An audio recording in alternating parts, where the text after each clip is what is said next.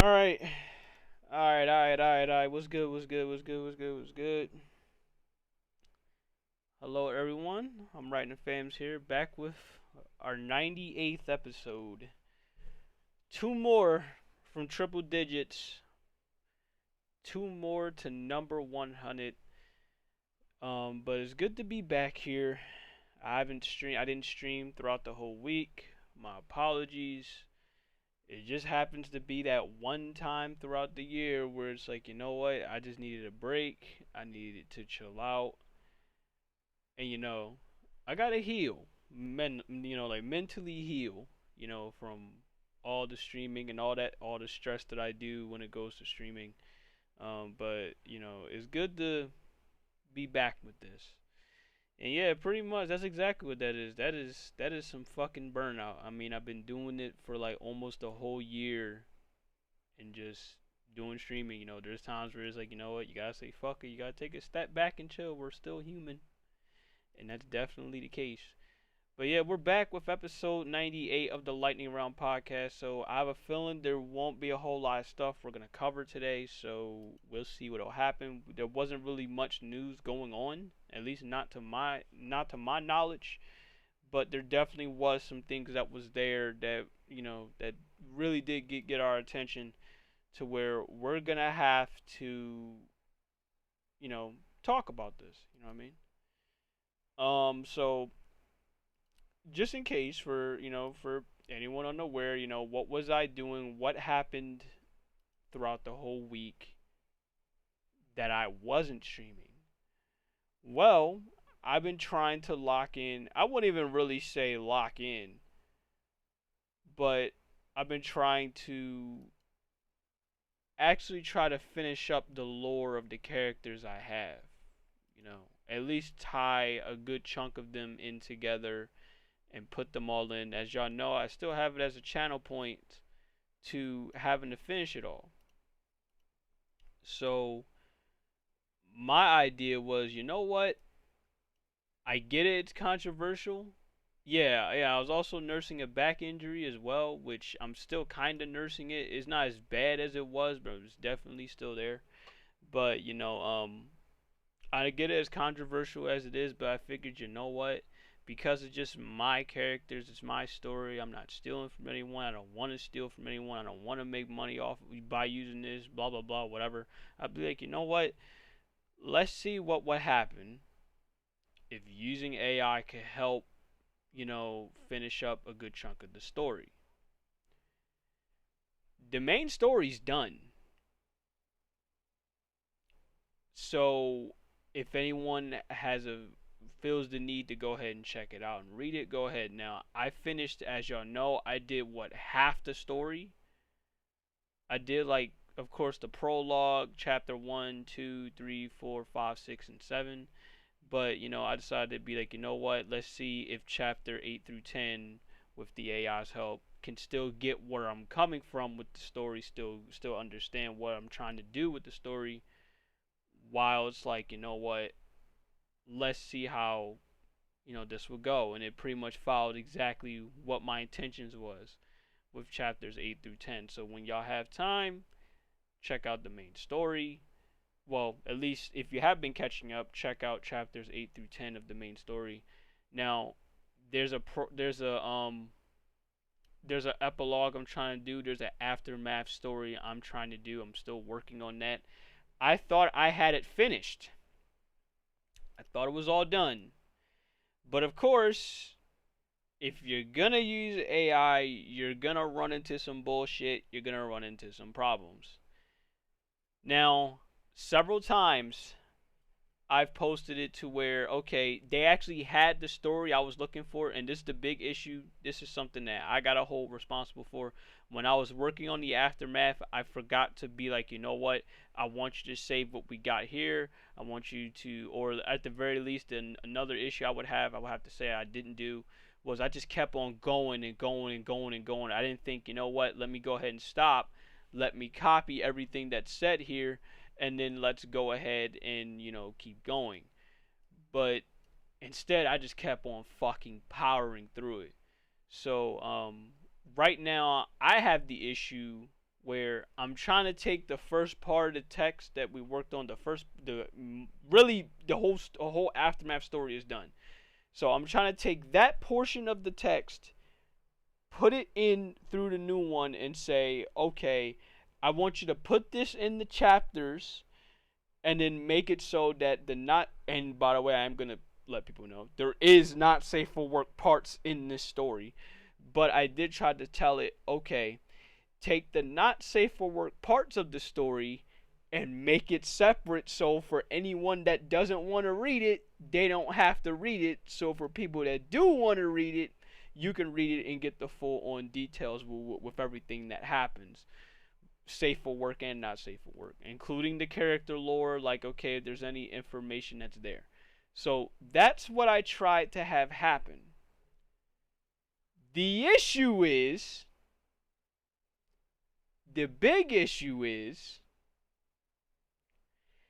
it keeps altering the fucking story when I specifically put it in there so that it shouldn't alter the story. It should just copy what's there, or take any unnecessary shit there, like say, okay, me putting this down, be like, oh, okay, blah blah blah, this happens, and then it writes down what it writes down. It'll do that. It'll get that right.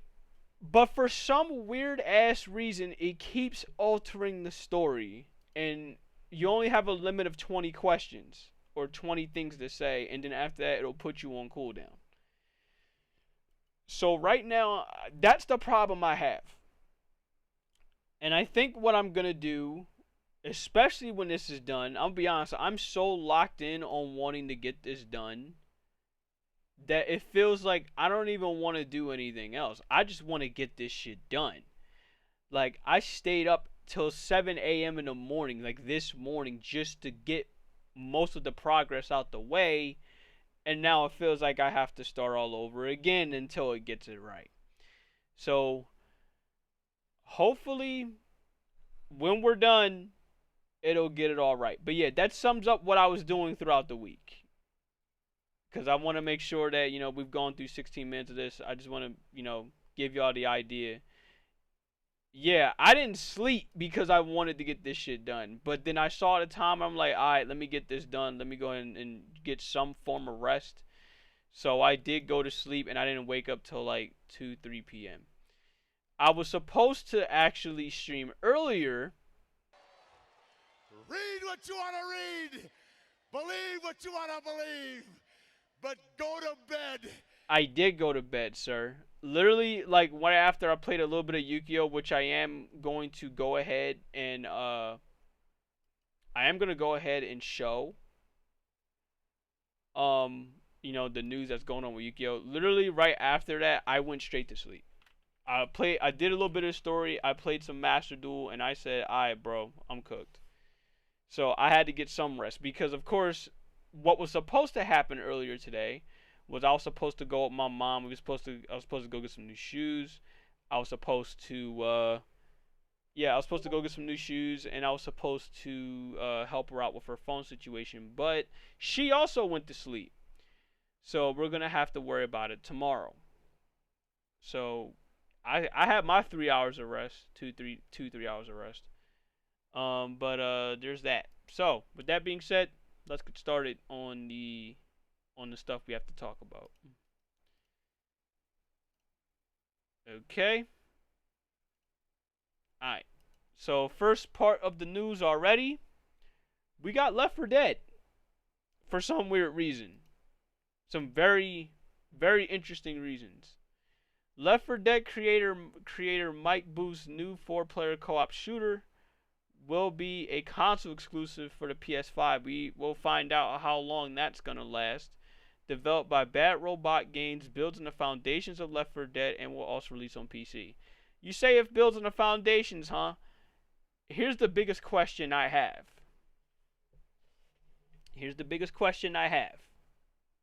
And this is not just from Mike Booth. This is with the game in general. How's the modding support gonna be? That's the biggest question I have.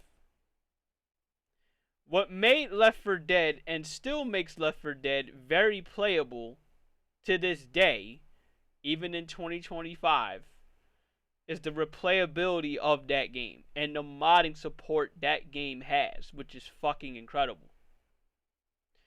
That's why, personally for me, and I'm sure this is going to be crowned for a lot of people when it goes to this game, is, let's be real, Left 4 Dead is probably one of the greatest co-op shooters we would ever play, just off of the replayability alone.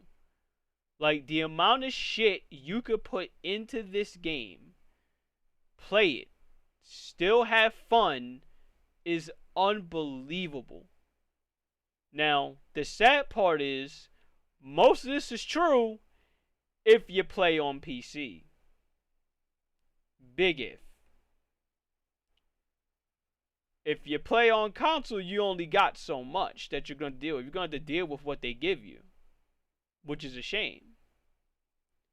But we are now in the era where it's like, look, modding for games like this should be legal. You should be allowed to do this and have fun. Like, I hope at some point there comes a time where the Steam Workshop, for some reason, just decides to say, you know what, fuck it. We're going to go ahead and start putting Steam Workshops into the consoles. Like, whether it's Xbox or PlayStation, depending on the game. At least Sony doesn't get anal about mods. I wouldn't put it past them. They might. I mean, shit. They got anal over Senran Kagura, for fuck's sakes. And for people that don't know, I mean, yeah, Senran Kagura is like a sexy beat-em-up game, but they got anal over that. So if they got crazy over that, I can only imagine what would happen if they get more crazy when they see new mods on a zombie game, which is obviously a thing on Left 4 Dead. But that's what I'm saying. You know what I mean? It's like, can't put nothing past these motherfuckers.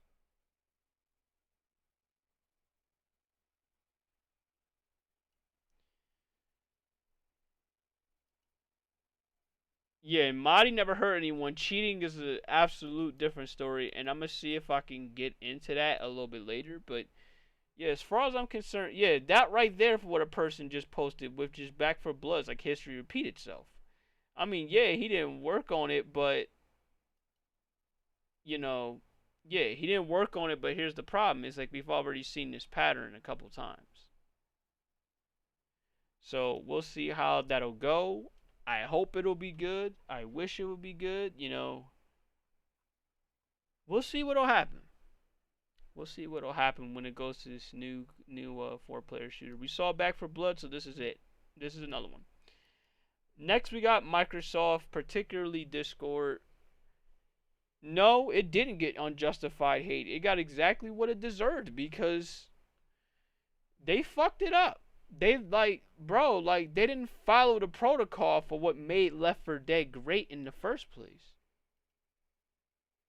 They really didn't. So I'm not shocked that it got the hate it got, because it's like, how did you fuck it up that bad? Specific things that were in Left 4 Dead, like, you'll see some of it in Back 4 Blood, but yeah, nobody really cared about it. It's more so the fact that it's like, bro, it's the lack of enemies for me personally with Back 4 Blood. I mean, I love it. I love playing it with Ducky and Yvonne whenever I can, but the lack of enemies is very jarring. Like, you'll see it real fucking quick. There's only so few enemies that really gets your attention, and even then, the biggest threat is just like a couple. Most of them are not even the biggest threat. There's only like one or two in particular, and that's it. I can't say the same when it goes to Left 4 Dead, where it's like, okay, any of these monsters could be a threat. The smoker's a threat. Could choke the life out of you and drag you in front of the horde. The boomer can be a threat. Same thing, can attract the horde. Um, the tank, obviously, like, come on, the tank. the uh the charger. Like, come on. You know what I mean? These motherfuckers are threats that you look out for each time you play.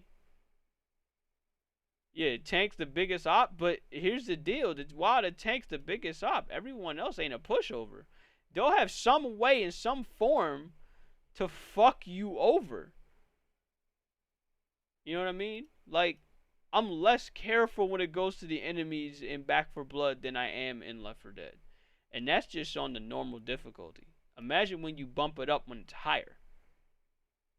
So, there you go. Alright, so we got this here with Windows. Discord confirms its Windows 11 app is a memory hog and it's running an experiment to restart the app when the resource usage exceeds 4 gigabytes.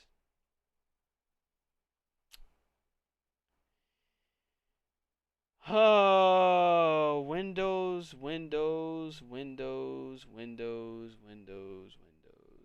Windows and their bullshit.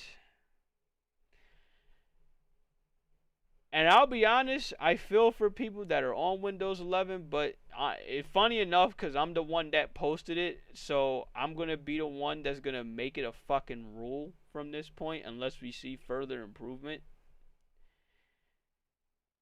Until we see further improvement when it goes to Windows, or unless if some other shit starts to happen in the gaming world, I think it's safe to say it's like, look, we can't talk about Windows anymore. Okay? Because it's like, they're making life harder even for just a general consumer of someone using a laptop. Like, you don't even need to have what I have. And I'm not saying you need to. I'm not saying you have to. I'm saying just for typical fucking business work or to just chill out and watch some shit. You can't even use Windows for that anymore. So until Windows gets back to the status quo for what made people love it in the first place, I think it's safe to say it's like, look, Windows 11 ain't worth talking about. And I feel for anyone that has a laptop and they use Windows 11 because you have to deal with the bullshit. It's not like you can't get rid of it. You can't get rid of it. You have to get another flash drive to get rid of it if you want to go to somewhere else. But my point is, it's like, this is just becoming more and more and more and more anti-consumer to the day, every day. Whether it's putting unnecessary apps in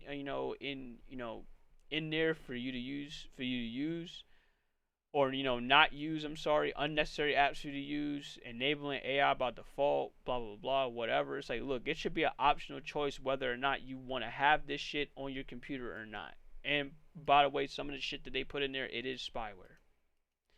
So, terrible to see, but hey, you know what? This ain't the only bad thing we got going on in the PC world, because we have another one. Thank you, Winter, for having to sit up there and show me this. But this ain't the only one. So we're going to go ahead and check this out. We got more bad news with the PC world coming in. Let's check this out and see what the hell is going on. Oh, the DRAM shortage situation. It just got so much worse. So in my last 2 videos discussing this whole topic, I talked about how console and PC prices are expected to skyrocket as AI causes massive DRAM shortage and inflation, discussing all of the series of events leading up to where we're now, with myriad companies just hinting that they are going to raise prices, and that is becoming more and more of a reality as time passes. And then in a follow-up video, I talked about how OpenAI completely screwed over DRAM supply and prices, how Xbox is woefully unprepared for this, meaning that in the consoles landscape, Xbox is likely going to be the first to increase its prices yet again. And all of this comes from information relayed by Moore's Law. That's not good. So I need people to understand this here, okay? It's not just going to be PC people that's going to be affected. It's going to be everywhere that's going to be affected. PlayStation is going to be affected. Xbox is going to be affected. Even the Steam machine is probably going to be affected as well when it goes to this situation with the DRAM shortage. And again, this shit's going to last for like, what, 5 years? And that's at minimum. That's the minimum. 5 years at the minimum that this shit's going to last. So we are slowly but surely approaching the Great Depression of the future. We're slowly but surely getting to that point, because not everyone's gonna have the money for this shit. Not everyone's gonna have the money for a lot of things that are going on in the world right now. But this RAM situation is fucking horrible. You say the Great Depression of gaming, I say the Great Depression, period. The Great Depression of the 2020s. Gaming's only just the tip of, not even the tip of the iceberg when it goes to what the fuck's been going on around here. Everything nowadays is very, very, very expensive. Like, when I went over, like, and I shit you not, this happened like a month ago, right? A month or two ago. My mom told me to pick up some cigarettes, right? How come when I went over to go pick up some cigarettes, that shit jumped up to like $13 to $15? Now, granted, that's one way to tell someone, look, it's time for you to go cold turkey. But that's fucking insane. And that's just for cigarettes. That's just for cigs. Yeah, she smoked. Oh, she smoked. But that's just for cigarettes. Now imagine, that's just a pack of Newport 100s, one pack. Now just imagine how it is. If that's how it is for tobacco, imagine how it's going to be for everything else. And that's the scary part. That's the scary part. You say Newport's always expensive. I guess so, but my point is, it's not for the Newports I'm thinking of. I like how you pin that. It's not just for the Newports, bro, that I'm thinking of here. I'm thinking of everything else around the world. That's non-expensive. That's going to jump up in price. You know what I mean? How it is with you having to grab eggs. How it is with you having to grab soda. That shit. That's what scares me with this whole situation is, if that's how it is for a pack of Newports, imagine how it's going to be with everything else around the world, with you having to grab, premium stuff. I don't know if Newport's is premium, but it seems like they are. Imagine how it is with you having to grab candy. Certain candy that's a premium. Like Reese's, like Nestle's Crunch. You know what I'm saying? This is just as an example. Or grabbing TV dinners. Like Hungry Man. That's what I'm saying, bro. The past 5 years is going to be looking like a godsend. And if there's one thing we have to thank in terms of a company, bro, we need to start thanking fucking Arizona. Not gonna lie. Arizona, man. Arizona stays at 99 cents. And the only reason it wouldn't be 99 cents is if the store you go to jacks the price up. Arizonas are a god tier fucking drink. Okay? They're a god tier drink. Like, that's the tribal chief of drinks. I don't give a fuck what people say. That is the tribal chief of drinks.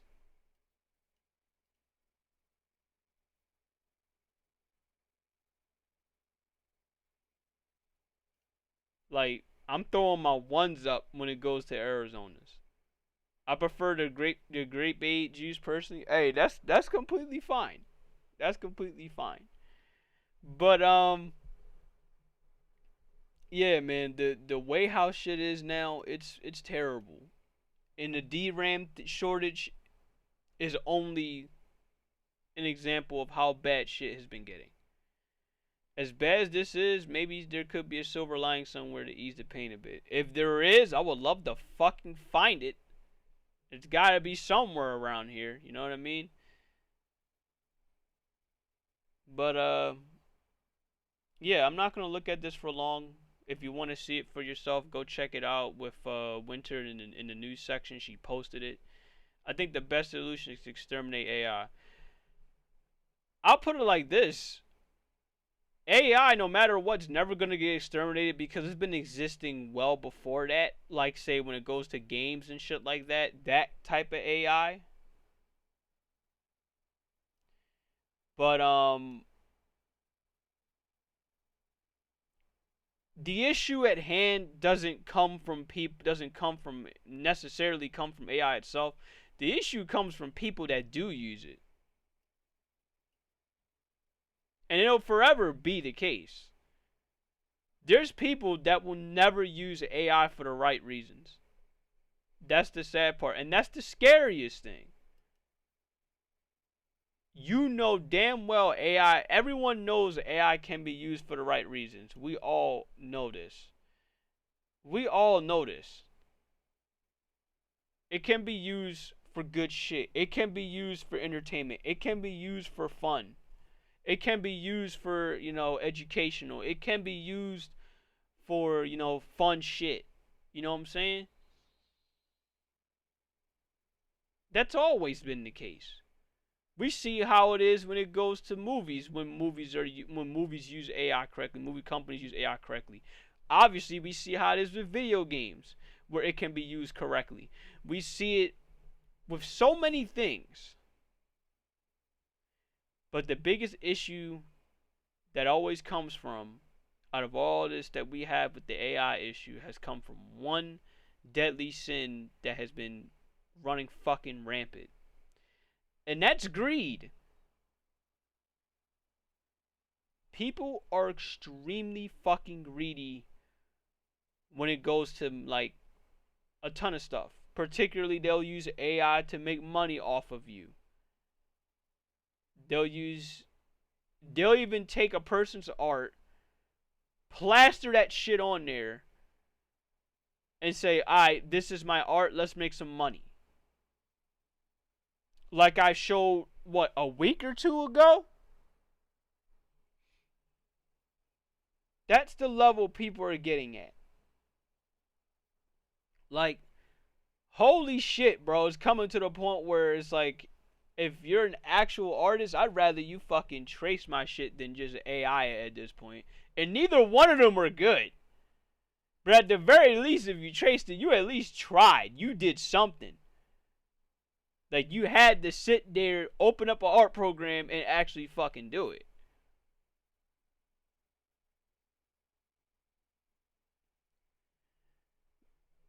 It's like, what the fuck? I feel for a lot of artists that gotta go through that.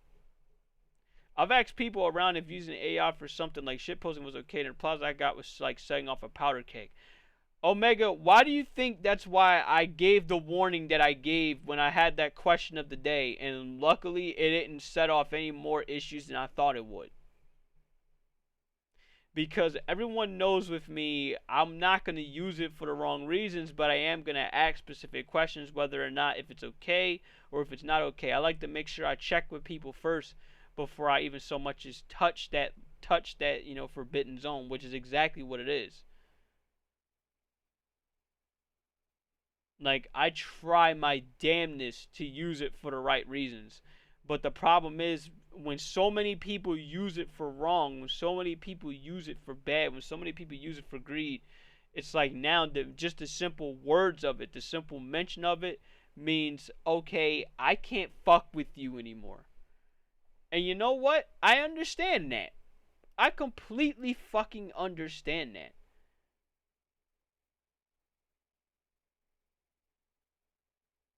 I completely fucking understand that. What's so bad about using it to make a tiger pop out of nowhere and flip you off? I think more so because of the fact that nowadays you see, this goes back to my point. you'll see people post cat videos and you'll see cats doing completely unrealistic things, and that's where it would piss people off. Like, I would see a cat video that I'm thinking that has like where like you'll see it on the doorway where you'll see a cat have a fucking elevator for the door to squeeze through. Like it will press a button and be like, "Oh, okay, here we got our own little opening here. Yeah, our cat elevator thing." You know what I mean? It's shit like that to where people will spot and they'll be like, "Bro, come the fuck on. You're not making this. Like, you're not even trying to remotely make it look realistic for something that a cat would do." And I think that's where the majority of the problem will come from. So let me see if I look up cats. You know what? Yeah, post of cats. I think this is this one. And I don't know if I'll see it from here, but you'll have a good idea of how unrealistic it can be. Let me see if I can find one.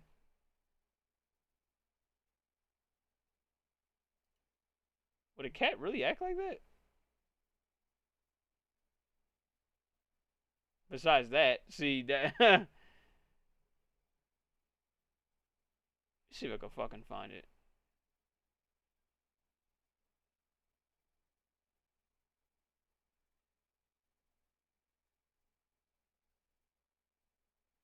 That's cute as hell, but I'm wondering why.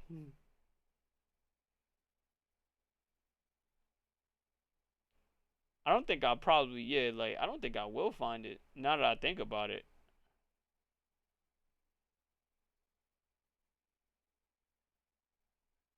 I'll be honest, I'll be looking at this shit and I'll be thinking, you know what, I would love to have myself a fucking panther, but then knowing damn well it could probably tear my fucking throat off. Just because it would be hungry.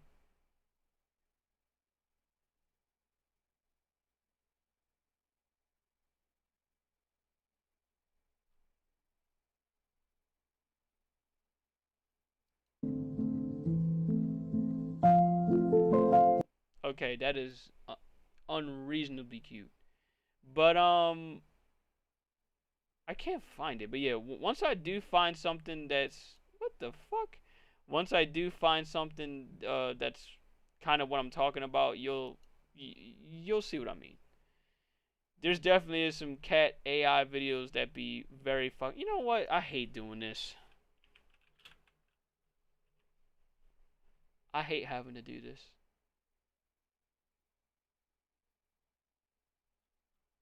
Oh my god, I'm so sorry. Twitch is gonna demonetize the hell out of me for that.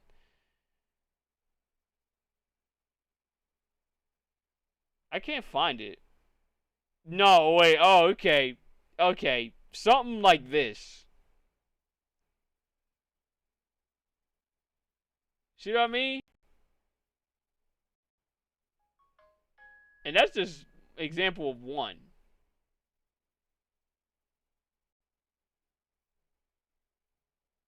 Yeah, shits and giggles, but I'm like, why, bro? Why? Oh god.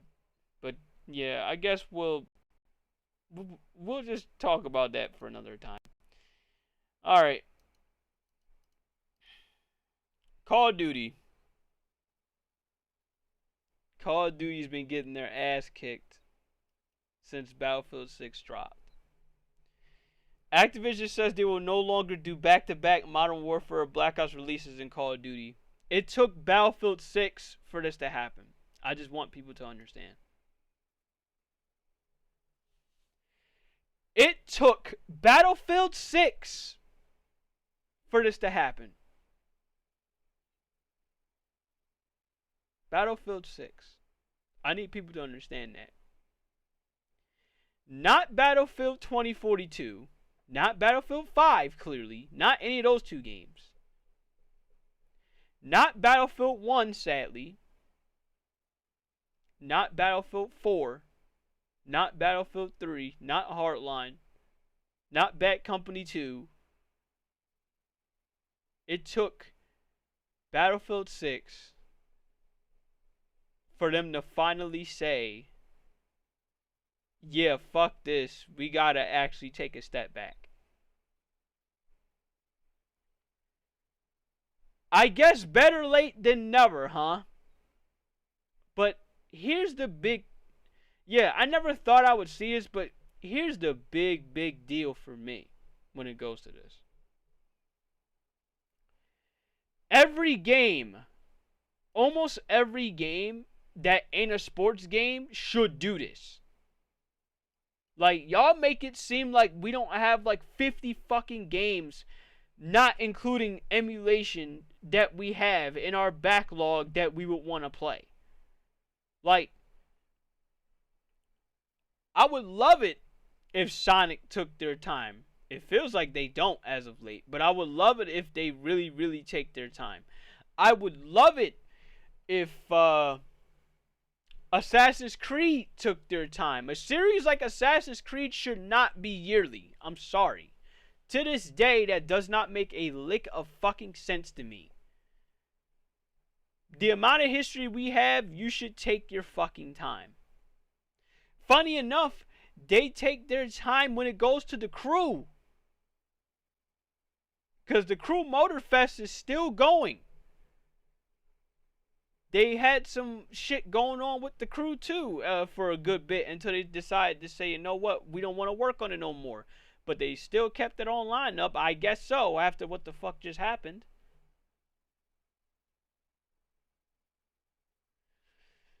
But my thing is, unless you're a sports company, because contractual reasons is going to stop you from having to drop a yearly release for some cases, you should be taking your time with every game that you want to drop. You should at least like fucking at maximum 2 years. No, at minimum 2 years. 2 years at minimum. 2 to 3 years. If you're a shooter, if you're an important shooter, shit. I remember back then, bro, 343, which was Bungie at the time, they took like 4 years to drop another Halo. Like 3 to 4 years to drop another Halo, bro. Halo 1 came out 2001. Halo 2 came out 2003, 2004, I think. Halo 3 came out 2007. Reach came out in what, 2010? 2011? And then sadly, they fucked that up with Halo 4, but my point is, games can be at their best when the creators have time to think, when they have time to make their craft, when they have time to just do shit the way that they want to do it, and not have to worry about any crunch time. This shit should be standard. What Grand Theft Auto's doing ain't any different. Yes, they go through crunch time, but here's the deal. There's a reason why you only got one bad Grand Theft Auto game that you can mention off the top of your head. Only one. And that was Chinatown Wars. Because it sure as fuck wasn't GTA 5. It wasn't GTA 4. It wasn't GTA 3. It wasn't GTA San Andreas. It wasn't Vice City. It wasn't it wasn't San Andreas. It wasn't Liberty City Stories. It wasn't Vice City Stories. It wasn't any of those. Like, shit. Even Saints Row, until they fucked it up, was doing good. Even they took their time. Yeah, Saints Row 1, 2, the 3rd. The 4th, and then they just went all wacky and shit. Sadly, when it went to Saints Row 4, but still, they did something. They took their time to say, alright, fuck it, we're gonna give you this. You need to take a page out of Team Cherry's book. The thing is, the book's already written. The book been written. The book been written like 5 different times by successful companies. Actual successful AAA companies. It was successful, and it's successful again when you got Expedition 33, and like you said with Silk Song.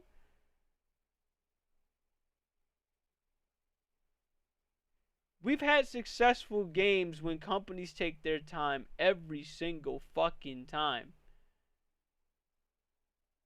Almost every single time, I'm sorry, but it is a high percentage rate of of the game hitting when you actually got people that sit up there and don't rush their product. I actually fully believe this. If Call of Duty would have took the idea to start chilling out and start adapting that motto where they gotta take their time, I believe a good chunk of their games would still be fun, and I would probably be playing a good half of them. I actually do believe that. Like right here, that comment says enough. Too late. Yeah, and they wouldn't have sucked.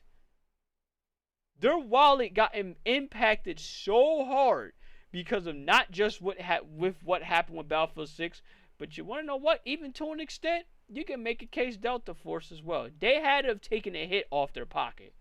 Just not as much as Battlefield did, but still, it had to have been enough.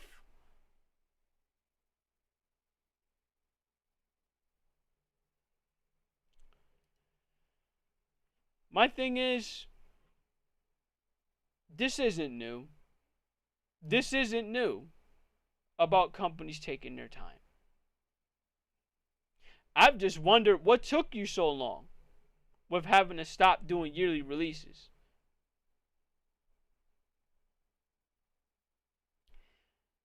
But you want to know what is the most crazy thing about it? Is once again, we're going to be proven right when GTA 6 drops. A game that took their time. Everybody's memeing on it now because of the amount of delays that it's been having. They delayed it, 3 separate times? 3 to 4 separate times? You said that shit ain't never coming out? See, that's what I'm saying. We're memeing the hell out of it now. But you know, I know, and the gaming world knows when it comes out, it's going to be right on the list, just like with Expedition 33, just like with Silk Song, and just like with any other game that came out when the developers took their time. It's going to be at that exact list. A company that sat up there and said, you know what? This is our pride and joy. This is our baby. Let's not rush the product. And let's take our time as much as fucking possible. So when the time does come for release, we're going to make so much fucking money back that the time we took is going to be long worth it. And only thing people can say is what? There's only minor issues that we have with our game because not every game is going to be perfect. That's it. That's going to be GTA. Yeah, I mean, if they fuck it up with the delays, oh, trust me, they're going to continue to get memed on to hell. But we know how this works. We know how they operate. They're not going to fuck this up. If they're putting it off 3 separate times, they're not going to fuck this up. Anyway, let's go on to the next topic to talk about. Netflix confirms that it will acquire Warner Brothers, including its film and television studios, HBO Max, and HBO for about $82.7 billion after separation of Discovery Global, which is expected to be completed in Q3 of 2026. So basically, when half the year is done, Netflix now owns HBO and all of the products that come with it. That include DC stuff as well. This ain't good. This isn't good. So, I get it with what happened with I understand with what happened with K-pop Demon Hunters took over by storm. But this isn't good when you have a company like Netflix owning DC-esque or HBO products. I can tell you this right now. We are already at the point where we're already sick of Netflix and their bullshit when it goes to how they run shit, with how they charge you and yada yada.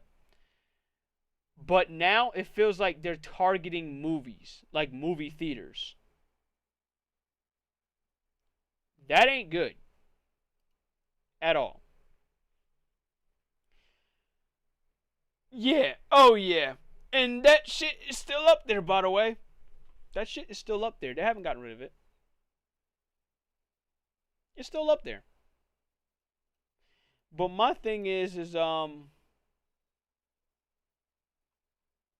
yeah, it's everyone should be extremely concerned when it goes to this whole thing with Netflix, because buddy, it's gonna be quite the situation when you have very good, very critically good movies come out, only for it to be on Netflix first, and then it just so happens to get on movie second. And then people are going to look at it and they're going to be like, oh, so why would I want to go and watch it at a theater? Right? Why would I go watch it at a theater when it's already out on Netflix? At that point, I might as well just stay home. And let's be honest, I'm going to be the exact same fucking way.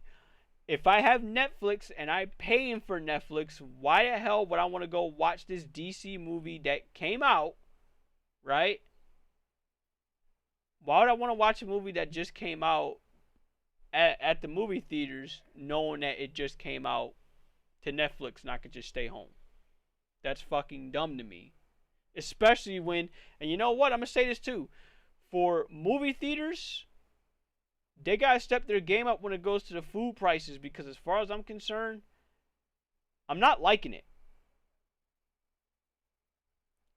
I don't know about you guys, but anytime I go to the movies and I see fucking specific food costs like $13, $14, maybe even more than that,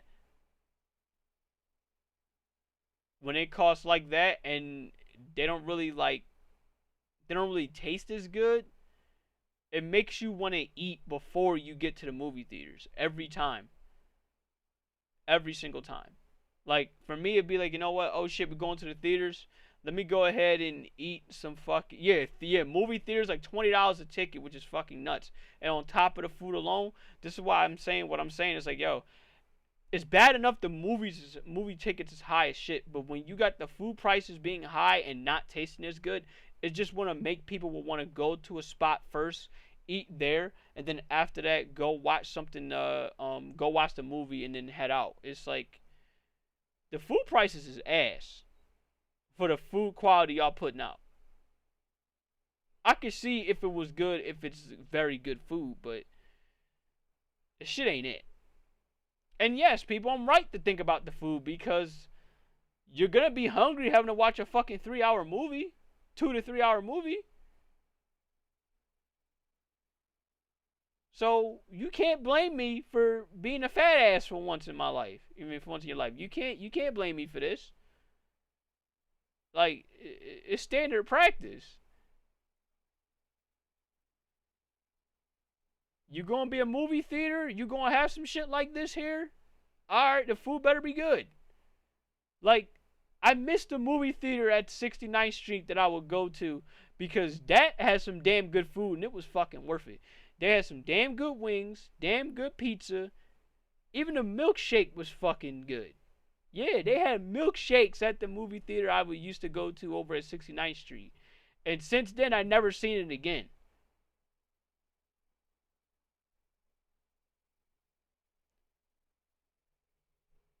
Yeah.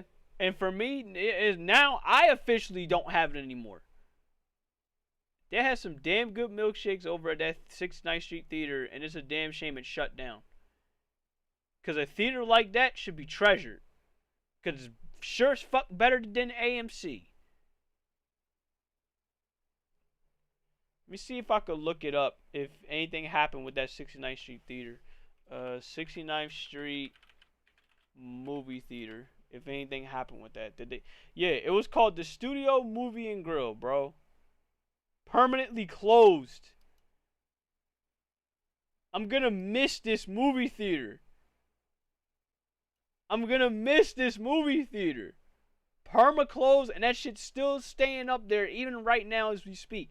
If I take the 108 bus, which clearly it drives past this, I take the 108 bus, I'm gonna see this shit up here, and it's like, damn.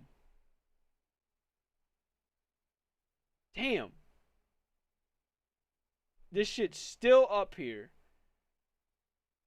And it'll never open again. It's just here just for you to see it. Now, I don't know what it's going to transform into probably in a couple years. I hope it don't transform into anything too fucking dumb, but I'm going to miss this movie theater. It did damn good work for everybody. And it should have made as much more money as it should have. Because there's no other reason why it would close. I was hoping someone would buy it, but nope. That's it. It was called Studio Movie Grill, formerly called the United Artists movie station, a movie area, I guess. But yeah, I'm gonna miss a spot like that. I'm gonna miss it. Let me see if there's any Google reviews that they had of this recently. 7 years ago. That's not what I'm looking for. I want to see if recent. Anything recent? Newest. There you go. Yeah, the theater closed without any phone, text, email notice. Yeah, and I happened to get it immediately. And I'm like, oh my god.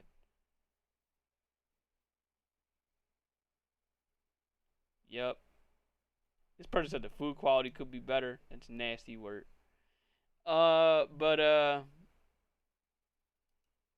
Yeah, this whole thing with Netflix and WB, I'd be scared shitless if I'm like movie companies right now. So we'll see what will happen. I will say I feel like there could be a conflict of interest with this though. With Netflix getting WB shit, what does that go for WWE and AEW? And I say this because you know who's running WB, like partly running WB. You got Tony Khan running WB. He's got like isn't AEW on like TBS, TNT and shit? Like he's on like 2 to 3 Warner Brother networks. So you got that going on, plus Monday Night Raw being on Netflix. Like that don't feel weird to you? So we'll see what'll happen. Yeah, what's up, Dre? Yeah, AEW's on those sites. That's what I'm saying. So it's like it's a little weird to me because that's gonna be a conflict of interest. You're gonna have Monday Night Raw on Netflix, plus they have AEW shit on like Warner Brother networks. So we'll see how that'll go, but that's a little weird to me. Unless there's something set in stone to where it's like Netflix, obviously they're not going to touch anything with AEW. So they're just going to keep it as Monday Night Raw and whatever and what forth. Been wanting to watch AEW for a while. You're not missing anything. I'm going to tell you that right now. AEW is not good. And it's been like this, I'll be honest, even after Punk left, it wasn't good. But now, even with the current superstars they have, it's not good. Like, part of me makes me wish the superstars that are on that roster that they take their ass back to New Japan Pro Wrestling, but we know they're not going to. Like Okada, I wish he went back to New Japan. Will Ospreay, I wish he went back to New Japan. I truly do. But it is what it is. Alright, next we have to talk about is Master Duel. I'd rather watch golf than AEW. Exactly my point. We got Master Duel. We got some shit going on with Master Duel, apparently. And I'll be on it in a little bit, so there's that. We got Christmas themed stuff with Master Duel. We got the Christmas, ring thing. I forgot what the fuck you say. Yeah, Christmas wreath thing. You got the Forest of the Endless White, a dual field with a forest where snow continues to fall. Even in this world, it's, even if it's just a snowman, you gotta proceed with caution. You have the icon frame, which is the Rika icon frame, which only makes sense because Rika is close enough to the winter when it goes to this game. And of course, you have the Rika base mate, so we could just sit it down on there, have your character sit on there. More so when it goes to that, you have stage 1 of the Duelist Cup. So that means basically, to put it simply in Yu-Gi-Oh terms, you got MLG Yu-Gi-Oh going on right now for gems and shit. So there you go. You got Legacy Pack number 3. You have Psychic Omnibuster. I've never seen this before. Stinger, the Electric Expeller. This definitely looks like an old school ass card. And Spirit Poacher. Okay, got more cards. Also coming out for December. This happened on December 5th. You have some more accessories. You have Anubis. You have what's his name? Midas the Pure, an icon depicting a young man who possesses the power to see an inescapable future. He has witnessed countless futures since childhood. And we've got the man with the mark. Is that fucking Odeon? That looks like Odeon as a card. And of course, you got Draco Tail now out as a deck. So if you like Draco Tail, you could give it a shot and, play it on Master Duel and go have fun. For me, I don't care about Draco Tail because you know what I'm after. I'm trying to get the Labyrinth card as much as I can. I just had my first 10 pull, I think yesterday. No, I'm sorry, not yesterday, earlier today, and I still didn't get it. So I will be back on the Duelist Cup again, get another 10 pull, and hope and pray to God I get what I'm looking for. Because after this, I'm going to tell you this right now. I'm going to tell you what's going to happen. When I'm done with the Duelist Cup, I'm going to save as much gems as I fucking can because I'm waiting for the K9 cards. Okay? The K9 deck is my target. And I'm not going to see that deck until next year. So I don't give a fuck about Draco Tail. I don't give a fuck about any of these decks. The only thing I care about is one deck list and one deck list only, and that's Vanquish Soul K9. So until I see K9, I don't care. Alright. Next, we got some crazy shit that happened that I have to go ahead and show you. It's not there no more, sadly, but look at this shit. An 83-inch TV that cost $2. $2. Now, you know damn well that got corrected. The only thing I worry about is for... You say it's a scam, but look where it was from. Best Buy. Best Buy with the most craziest mistake of the year. If they wanted to give out some Christmas presents, they did a damn good job showing it. They said, alright, bro, you can get yourself an 83-inch TV from LG for $2. $2.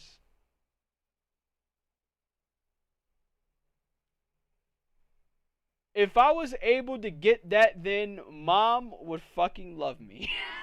Then she already loves me, but holy fucking shit. The only issue I would have, nah, bro. LG still out here making products.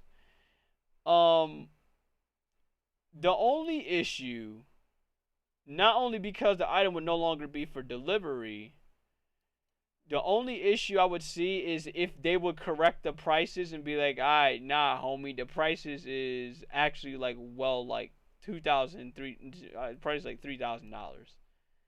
You know what I mean? So, let me see. Look at this shit. $3,699. Let me see if I can find reviews of this TV. Any quick reviews? Any like recent ones? That's what I'm looking for is recent.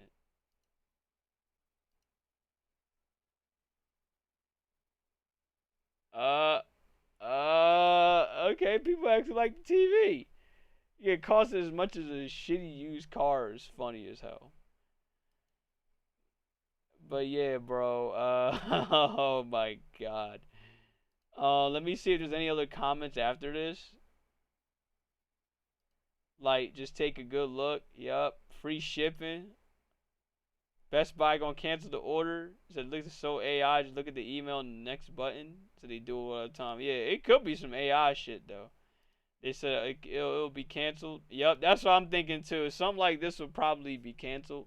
But still, for the time being though, that's some funny shit. How constant price mistakes like that would show up, and then people are just gonna take advantage of it. But that's everything from there. Now we got more news going on. We got some gaming news. Very slight gaming, more gaming news, but the last bit of gaming news we have to say. Harada is leaving Bandai Namco and Tekken 8. In games till someone gets shot. Welcome back to the channel, everyone. Today we have the most craziest news on the planet. First off, there's a guy who I bet in a live stream $1,000. I think you owe me money, bro. Pay up. I told you so. With that being said, let's read this crazy tweet from Harada. It's translated from Japanese to English via Twitter, so if this isn't a bar for bar, that's the reason why. Harada says, I'd like to share that I'll be leaving Bandai Namco at the end of 2025. With the Tekken series reaching its 30th anniversary, an important milestone for the project I've devoted so much of my life to, I felt that it was the most fitting moment to bring one chapter to a close. One thing that Harada did say is that he would leave and he would take Michael Murray with him. So far, I haven't seen any statement from Michael Murray, so he's probably sticking around for a little bit longer. My roots lie in the days when I supported a small local tournaments in the Japanese arcades and small halls and community centers overseas. I still remember carrying arcade cabinets by myself, encouraging people to please try Tekken, and directly facing the players in front of me. The conversation and atmosphere we shared in those places became the core of who I am as a developer and game director. This is really like the end of an era, bro. Harada-san, the last great developer. Don't remember him for Tekken 8. Remember him for the 30 years that came before. Okay. If you want to see the rest of the video, you can go ahead and feel free. But I will say this. There's only one easy way. There's only one easy way we can go ahead and say with this. And that is, Harada, enjoy your fucking retirement. Okay? It only comes to a point where developers will just be like, look, I did everything that there was to do when it goes to this video game. I don't need to do anymore. Now, Omega, you said the death of Itagaki also had an impact on this. You think it had an impact? It's very possible, but I also see it as this, bro. Every developer for every game at some point in time, we're treating it like how it is when it goes to gaming, like how it is when it goes to sports. At some point in time, they're just gonna hang it up. Like, bro, if they did everything that they set out to do in life, they don't need to go anymore. And that is completely understandable. That is completely valid. I look at this for, you know, any dev that make a game. Like, yo ass sat up there, you made a game for 30 years. 30 years. 30 years of blood, 30 years of sweat, 30 years of tears put into the fucking product. At some point in time, you gotta just take a step back and be like, look, bro, I'm cooked. I can't do no more. Okay, and besides, I already it's very likely that Harada passed on whatever the ideas were for the next Tekken game, you know good and well he likely passed on those ideas or his like ideology for the next person to take over. Well, he never said he's retiring for one thing. Oh, well, he's probably not retiring from gaming, but he sure as hell is retiring from Tekken. He'll probably be like, fuck it, I want to make something else. I can't put that past people that work on one game for that long. Like, I didn't get mad at Hideo Kojima when he said, nah, bro, I'm cooked. I can't do Metal Gear no more. Not just because of the fact that, you know, you got Konami out here forcing Metal Gear Solid 5, but also the fact that it's like, look, bro, I worked on this shit enough. Enough. I want my own project. I want my own product. I want to do what I want to do. I am done. I gave the money maker. Now I'm just doing it for me. Like, I'm here for the vibe. You know what I mean? So if you want more info, Max has you covered. As in Maximilian, dude. Probably. I'll check it out a little later after this, but this doesn't shock me. Yeah, like literally that. Like, you can't ask him for shit no more. And I don't know if you said this here. You said, yeah, I think the passing of the same person, right? Not the same person, but same line of thinking. You said, I think the passing this year, Itagaki's passing this year made Harada retire earlier than he initially planned. And, you know, a lot of people saying the same thing. But it also makes you wonder, be like, you know what, man? We gotta take a step back. Protect our mentals. Protect who we with. 1 minute, I got a phone call.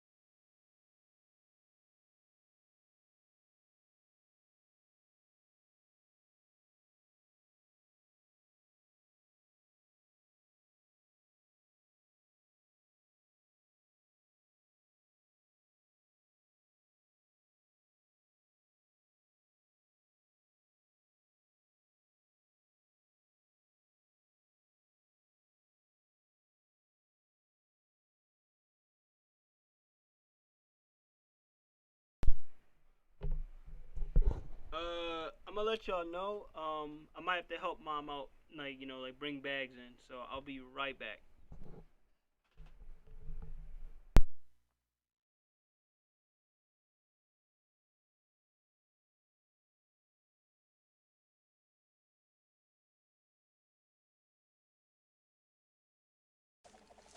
Hey, it's rolling.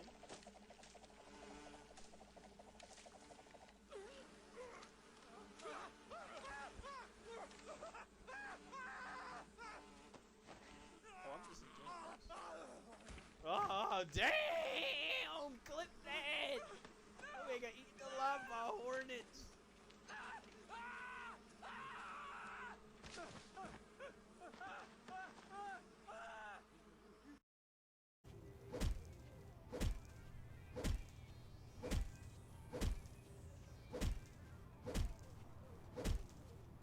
I'm sorry. I'm gonna keep this going.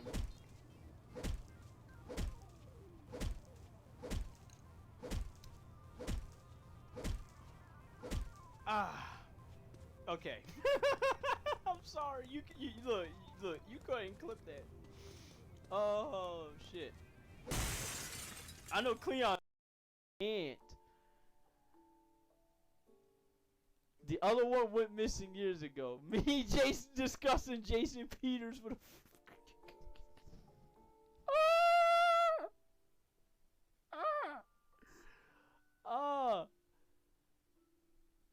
That was just an appearance. What Mr. Joyce truly wished to find out was the test that caused the disaster in Omega 2. Those are guys that got access. I want the legs, I don't want to hit you up in one. If they ever stream it, you go to them. So then, I'm waiting just like you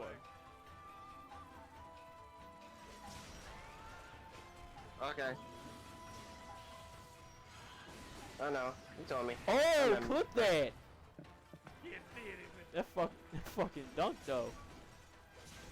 Okay.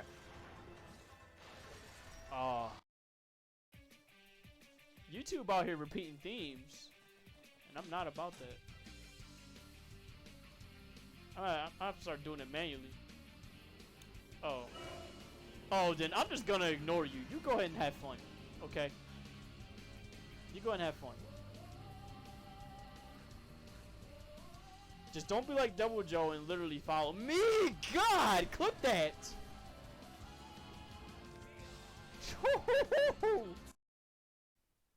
Yeah, the reparations. There you go. Oh my God. More. God, this is literally key.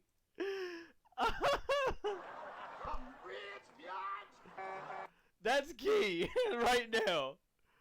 Oh God, I had to. Put that. That's key.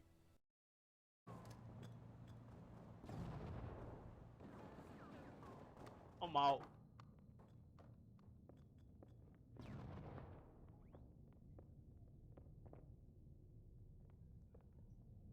No, I had him right where I wanted him to. What? Can somebody clip that? He should be dead.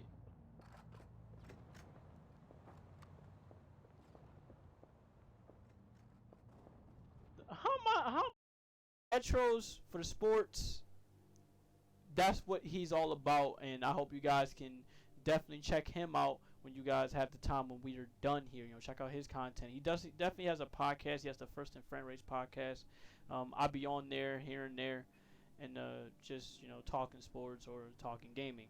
Now for me, y'all already know what I'm about. I'm basically about almost the same thing. Basically about lay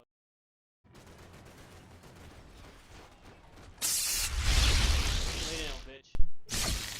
All right. Whoops. Sorry about that.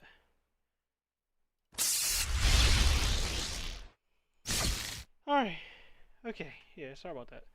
Yeah, what I said, what I was, like, I feel like, okay, yeah, you think the passing, everyone thinks the passing has something to do with it as planned, but, and it very much could, but I also think of it like this, bro. It's like, look, you worked on the game for 30 years, okay? Ain't no way y'all weren't thinking at some point, if somebody works in the game for that fucking long, they weren't going to get burned out on having to do it.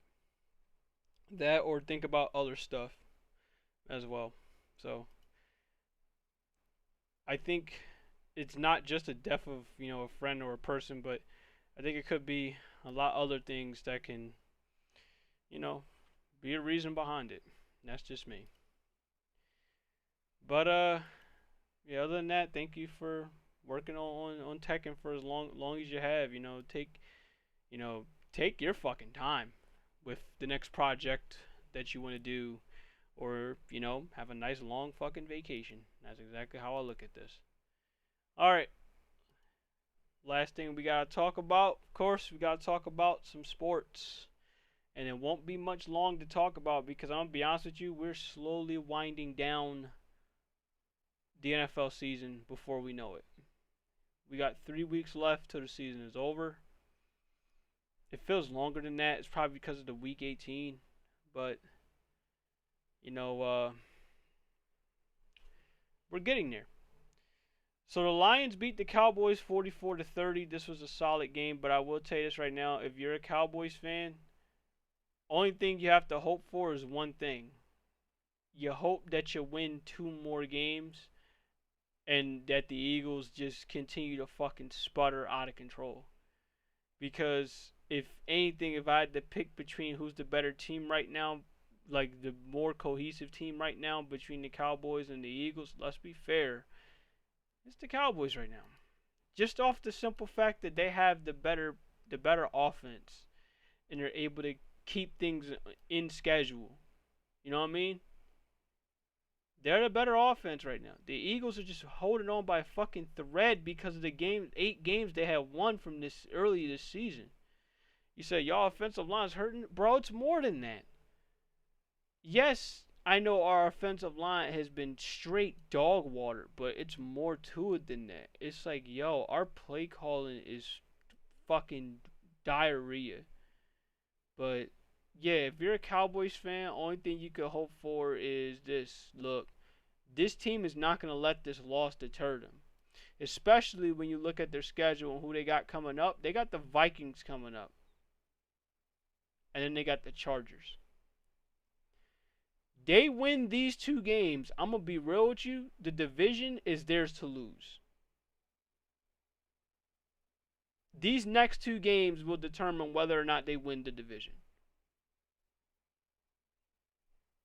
And if it's not these 2, then it's only right that the 2 other games, which is the Commanders and the Giants, determine whether or not they win the division. Yeah, and why do you have a feeling? No, yeah, I have a feeling they do because it's like, yo, I have a feeling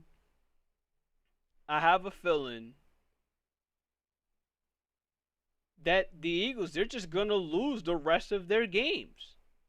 Like, I'll talk about it when we get to that point, and I'm trying my best not to. Because it's like I said, like last week and like weeks previous, I'm tired of sounding like a broken record. Alright, so next is Titans and the Browns. Of course, when you got 2 shitty teams facing off against each other, you have yourself one hell of a matchup. Cam Ward went 14 of 28, 117, 2 touchdowns, 1 interception. Shedeur Sanders, his fellow friend, his fellow running mate when it goes to practice. You know, and shit like that. They be shit talking each other in practice, bro. You gotta hear this shit. You gotta hear what they gotta say. Shedeur Sanders clearly was the better quarterback today. He went 23 of 42, 364 yards, 3 touchdowns, and 1 interceptions. It's almost like, damn, bro, y'all should have put in Shedeur Sanders the first chance y'all drafted him. But instead, nah, y'all wanted to find reasons to still wanted to find reasons to sabotage him, because I'm gonna tell you this right now, the Browns should have won this game. Especially if that 2-point conversion was any different than what it should have been. But, you know, like, they pulled some bullshit at the end. And that coach, for me, what he pulled off is a fireable offense. There's no way around it. Okay? I don't care how many times he had Coach of the Year. It's like, what the fuck have you been doing with this team? You haven't done shit besides... Oh, you won Coach of the Year twice. So what? Most of the years you've been there, they've been ass. Besides 2 seasons. Like, you need to get the fuck out of here. I don't know, man. Maybe that's just me. But yeah, the Browns, man, they have something with Shedeur. They truly do. But they have to cut the bullshit. And I'm gonna be honest, a lot of people gotta cut the bullshit. Like, no race related, no nothing. Like, bro, like, right now you put the quarterbacks on all quarterbacks on the roster together. Who will be your starter? Who will be your backup, etc. Shedeur's right behind Watson, who might not be there the following year. Like, he proved enough, at least the way how I see it, he proved enough to where he deserves to be the starting quarterback. Joe Flacco had what? How many games? And then got traded. And now he's back to being a backup again. Granted, his career should be done, but that's for another story. They tried out Dylan Gabriel, who was their third-round pick. He had half the season to show he was worth something, and he fucked it up. And now you're down to just Shedeur. That's the Browns' fault for their bullshit. And it's so funny to me that all it took was the Eagles coming out and saying, yo, we're going to get Shedeur Sanders. And then the Browns going to leapfrog us to get Shedeur Sanders. When the funny thing is, you leapfrog us to get Shedeur Sanders only for y'all to shit on Shedeur Sanders. And then he ends up showing why he should have been picked higher than he should have been. Because let's be real. Shedeur Sanders is not really a fifth-round talent. At least I don't think so. People will say he's a first-round talent. I don't even think so. I think, if anything, he's a third to second-round talent. Which is still not bad.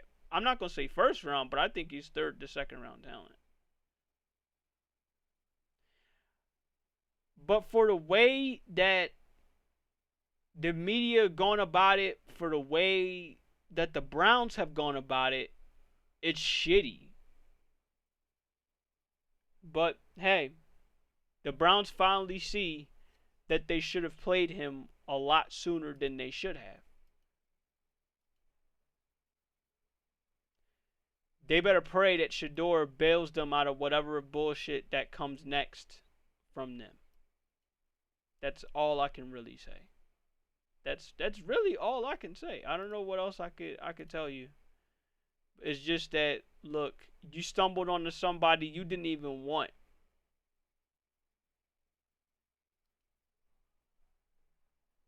Just something to think about.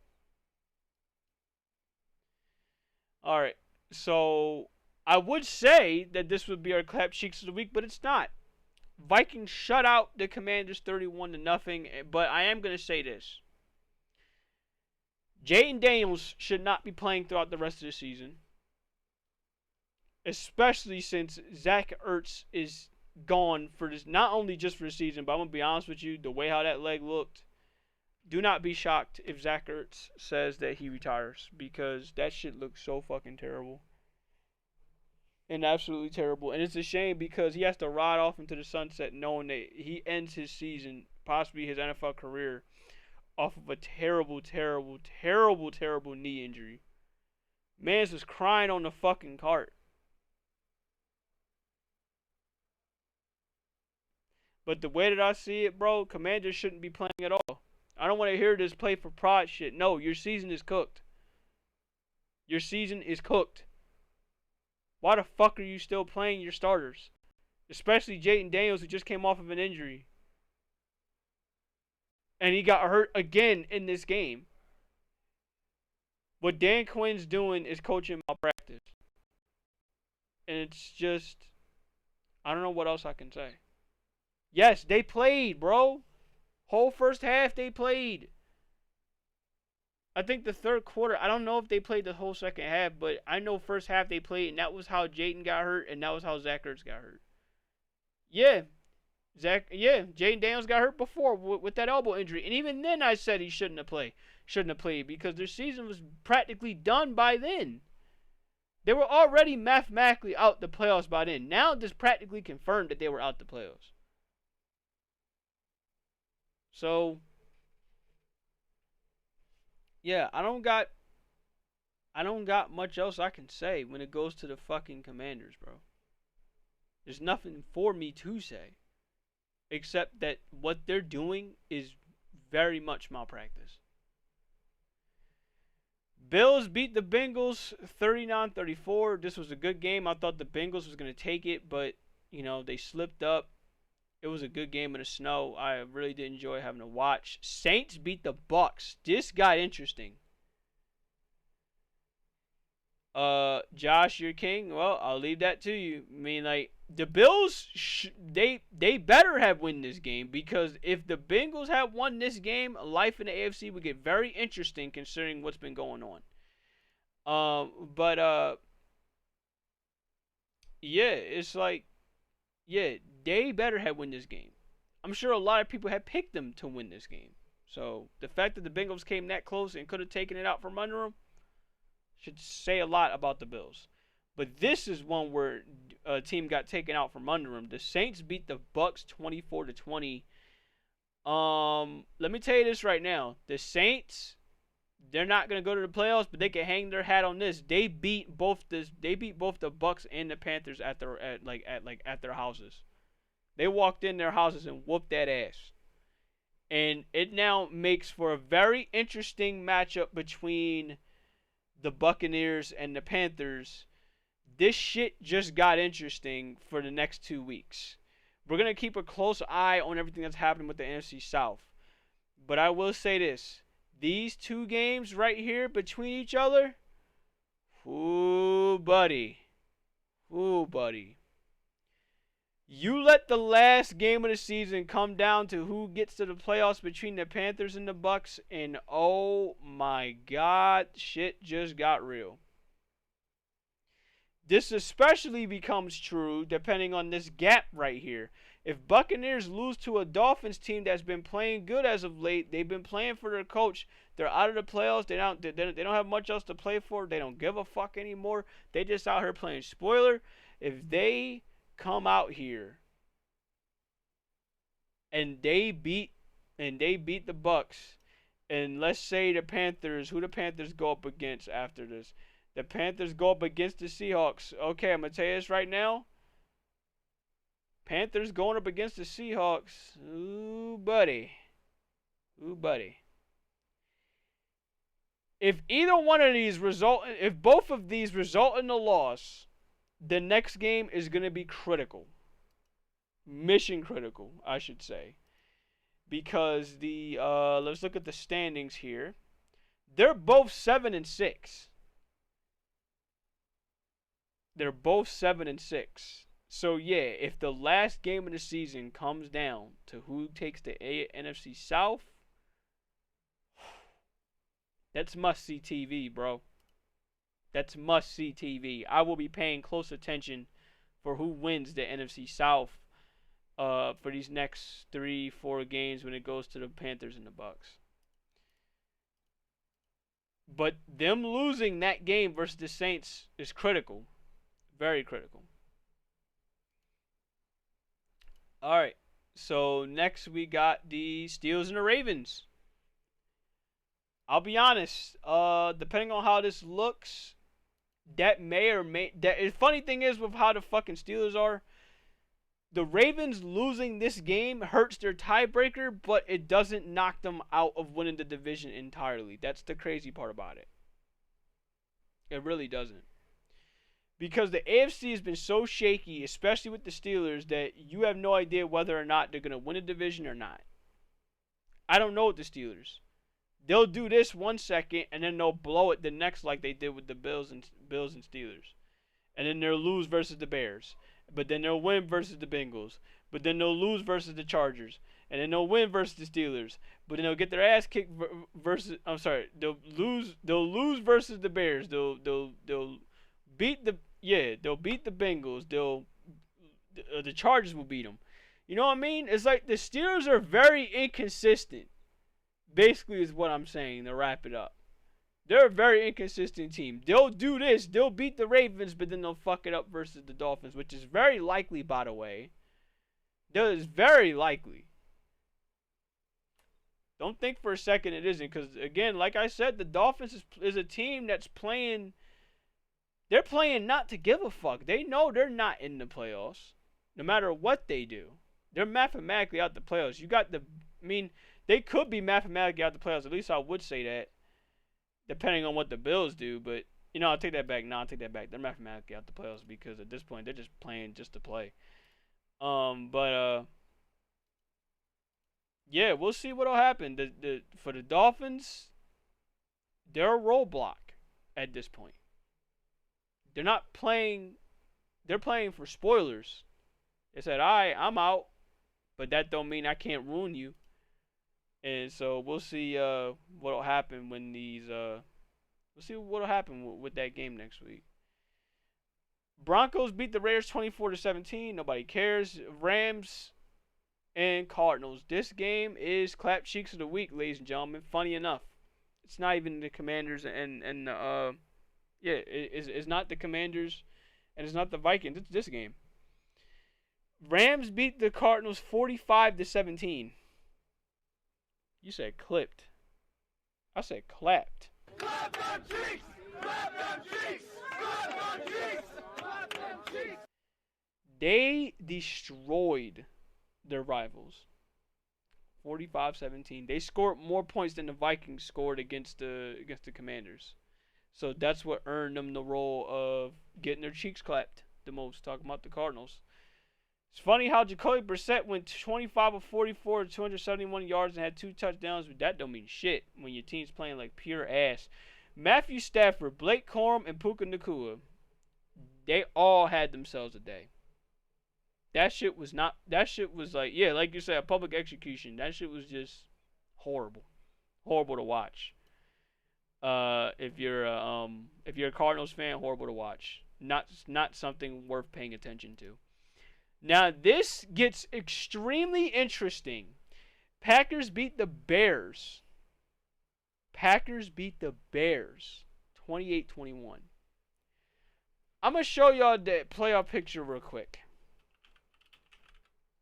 Bro, I'm going to need that. The playoff scenarios, I'm going to actually need that. But yeah, this got extremely interesting with how this playoff picture looks because of what's going on. So right now, the Rams take back first place. The Packers are in second after that game. The Eagles are in third. And we'll talk about that. The Buccaneers are in fourth. The Seahawks are in fifth. The 49ers are in sixth. The Bears drop from 1 to 7. They drop from 1 to 7. Yo, the only team that is just scraping by this NFC playoff picture right now is literally the Eagles, and we don't deserve it. We don't deserve it.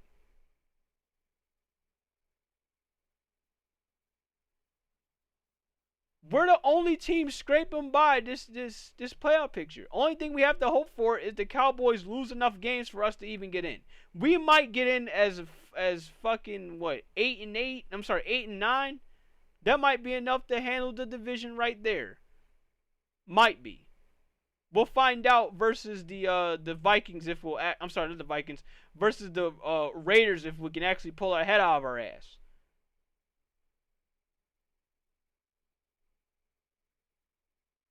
But that's what makes this so fucking insane. So insane. Bro, like, Dre, I'll talk about the Eagles in a minute, but this is so insane to me, bro. This is so nuts to me.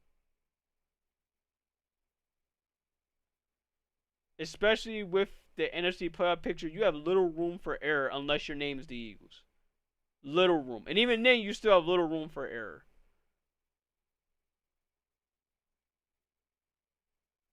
That West and the North, like, yo, I'm going to tell you this right now.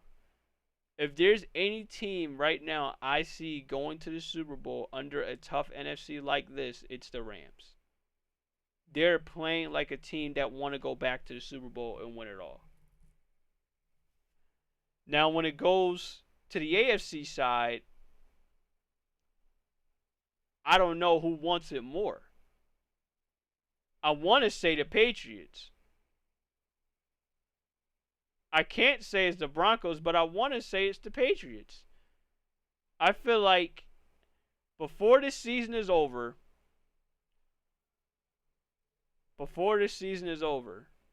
we're gonna have home field advantage belonging to the Patriots and belonging to the Rams.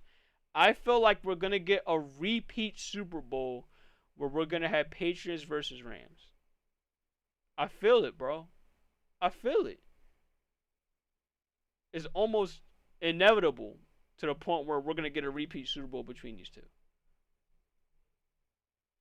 We'll see what'll happen. But for the Bears, man, that's a rough fucking stretch right there. You go from number 1 seed all the way down to number 7. And then you got the Lions on your ass hoping you continue to fuck up and put you on the A seed.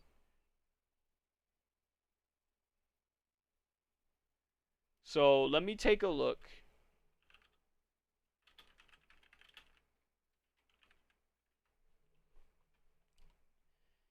So this is the playoff bracket if it was to end today. My bad. I said 1 through 8. My bad. It's 1 through 7. So you have one less spot. So really, if the season was to end today, the Eagles would go up against the 49ers and they would get smacked. Because of course they would.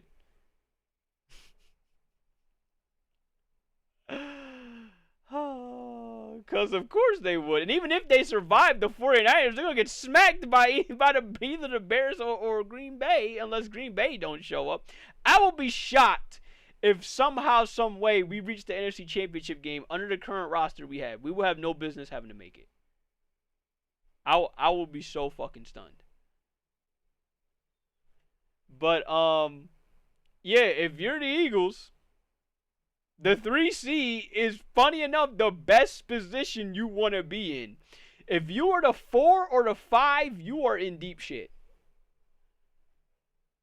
If you're the 4 or the 5, you are in deep shit. You don't want to be the 4 or the 5. You want to be the 3 seed or possibly the 3 seed or the 2 seed. And right now, funny enough, I think the 3 seed is the sweet spot. You want to face a team like the 49ers, which I know they're doing okay, but how good are the 49ers? I know they're a resilient team, but are they better than the Bears? I don't think so. Are they better than the Packers? That's a toss-up. That's a toss-up.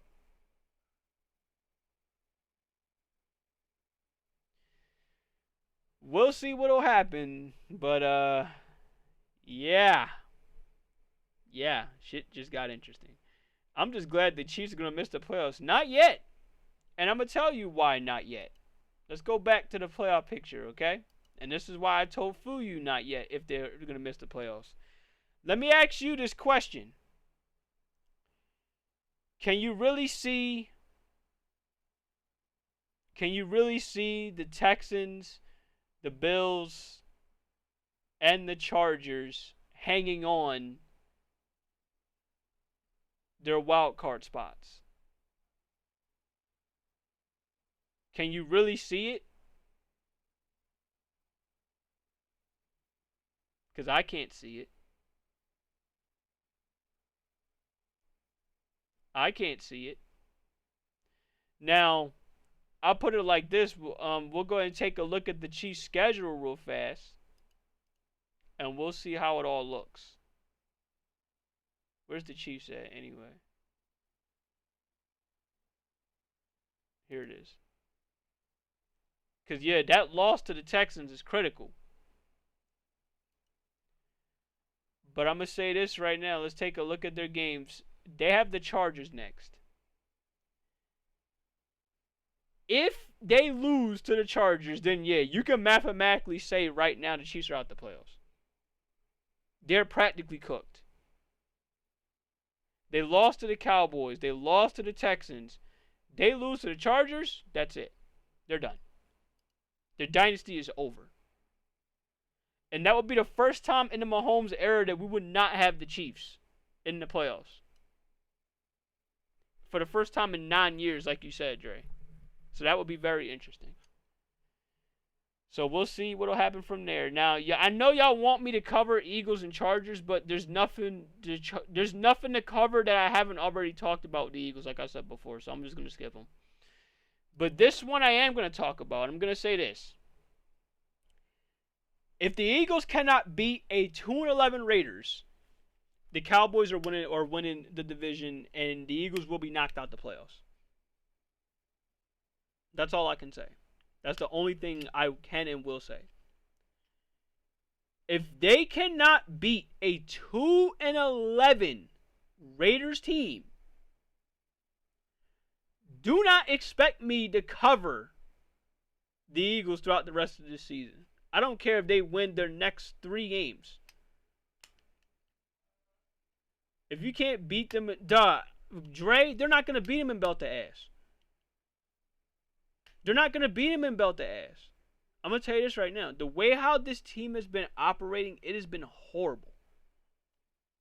Offense, defense, don't matter. But all I can say is this. If they cannot beat the Raiders next week, if they can't do it on Sunday,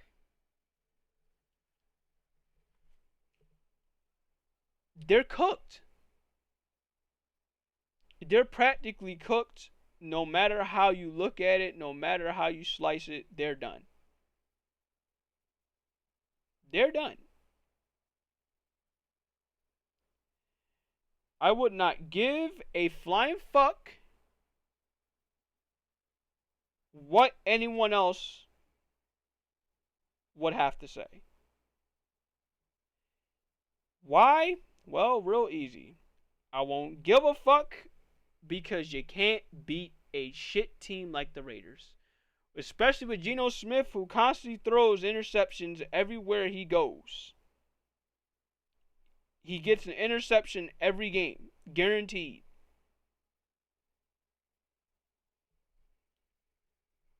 The only thing the Raiders got going for them is Brock Bowers and Ashton Genty.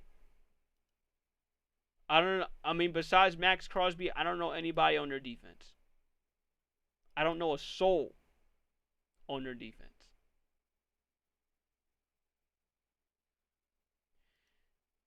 But yeah, that's all I can pretty much say when it goes to the Eagles. So don't expect me to cover them if they can't beat the Raiders. Alright, so as for the rest of these games, what do I think is going to happen? I think the Bucs are going to rebound. They're going to beat the Falcons. I think Ravens are going to beat the Bengals to rebound for themselves too. But then again, the Bengals, they've been playing well, so we'll see what will happen. Texans are going to rout the fucking Cardinals. And this one is, I think this one is only fair. I pick and say what's going to happen here. I think the Chiefs are going to be mathematically out of the playoffs when they lose versus the Chargers.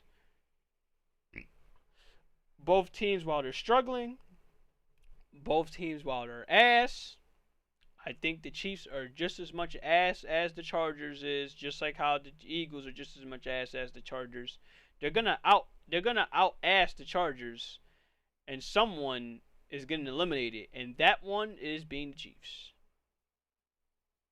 You think somebody's getting fired from the Chiefs? No, I don't think Andy Reid's getting fired. I don't think he is. I don't see it. Bills and Patriots is looking to be a good game. Now, we did see what happened last time. I think first meeting, right? I think the Bills won first meeting. Or did the Patriots win first meeting? Yeah, I think Patriots won first meeting.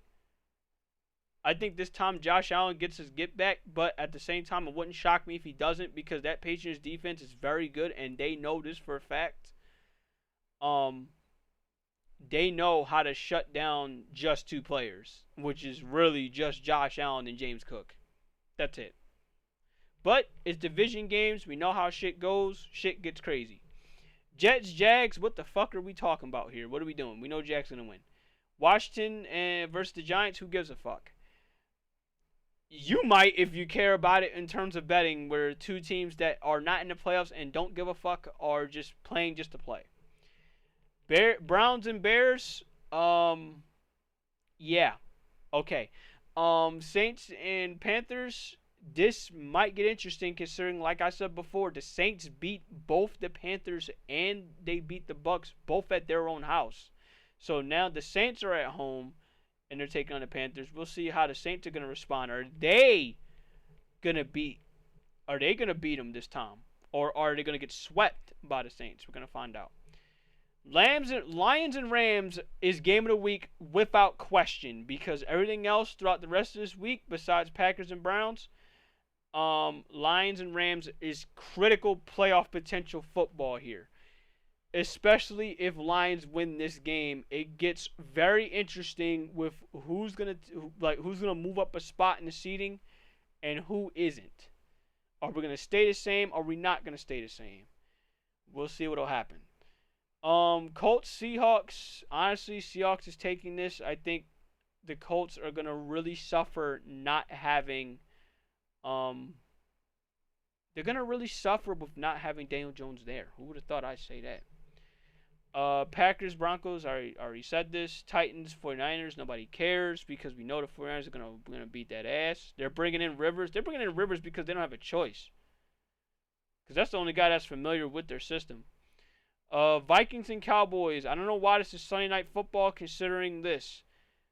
The only thing that matters in this game, for real, is whether or not the Cowboys are still going to be in the playoffs after this game. Because if they lose this game, they're practically on death's door, and they're just hoping to God that the Eagles just lose out, and they just happen to win that one game.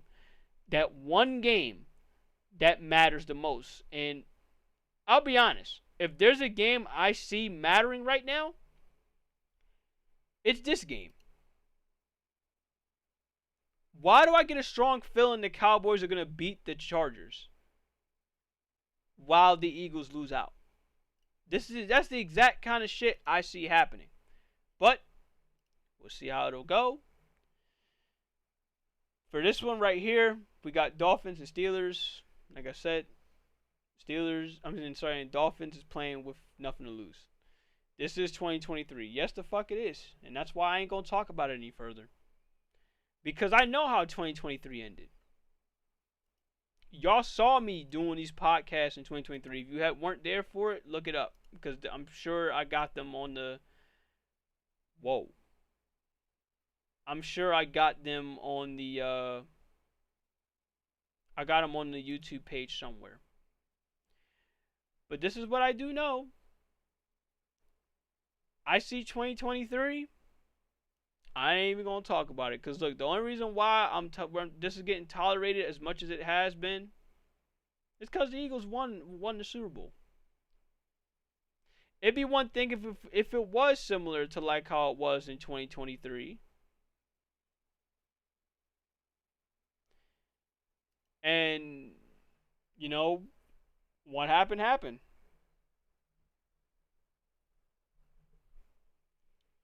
Whereas we're coming off of a Super Bowl loss. And that's what made having to look at 2023 so much more gut-wrenching. But we'll find out. We'll see what will happen. We'll see how this will go. Till then, everyone. Thank you, everyone. Thank you so much for having to come by. We covered everything that there was to cover. I will be back on here, I guess, a little later, around 11:30. I guess 11:30.